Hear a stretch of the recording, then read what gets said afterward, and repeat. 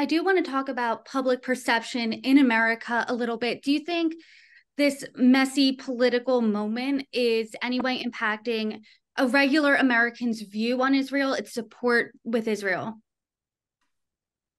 Oh, I think it'll, in the short run, for sure, it will remind people why we have such an affinity between the United States and Israel. Because, um, look, that those attacks, this brutality, this again, it wasn't. This wasn't the military target. They didn't target the military any more than ISIS, or Al Qaeda targeted a military target in New York. They targeted, the World Trade Centers. And we understand that. We understand the difference between a war fought over the territorial principles and just inhuman brutality, which is what we witnessed here.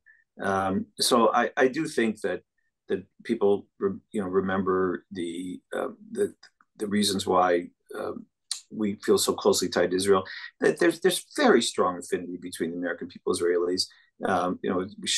We share values of freedom and free speech and openness.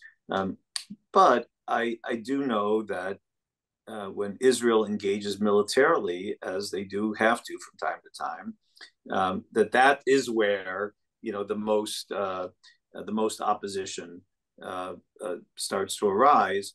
And this is not going to be a small military campaign. Let's be really clear. This is a major military campaign. And this is not going to look like, the reference point to many people has been the Yom Kippur War of 1973, where Israel was also surprised and fought back.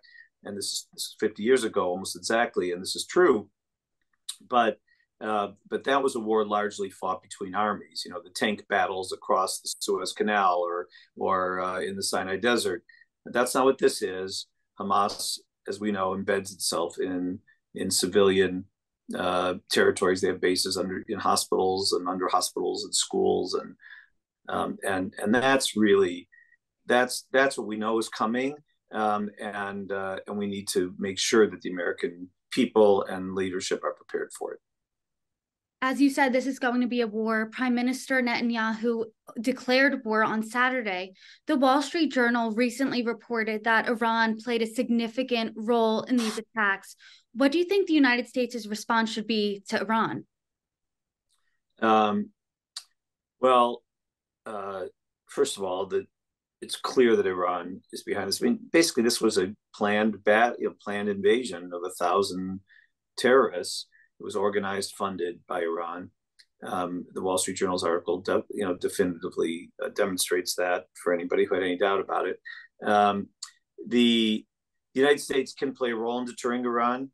They're moving the aircraft carrier, and they're sending other warnings. But let's not kid ourselves. I mean, the danger of a wider war. Iran has also tried to stir up trouble on the northern border with Hezbollah, which is also part of an Iranian proxy. But we also remember, we have Russia and Iran are aligned, and so these are tied world events. And I'd say we just have to really hope and do everything we can to keep this war from expanding. Israel does not want the war to expand beyond Gaza, but it could, and that's the risk the world faces right now.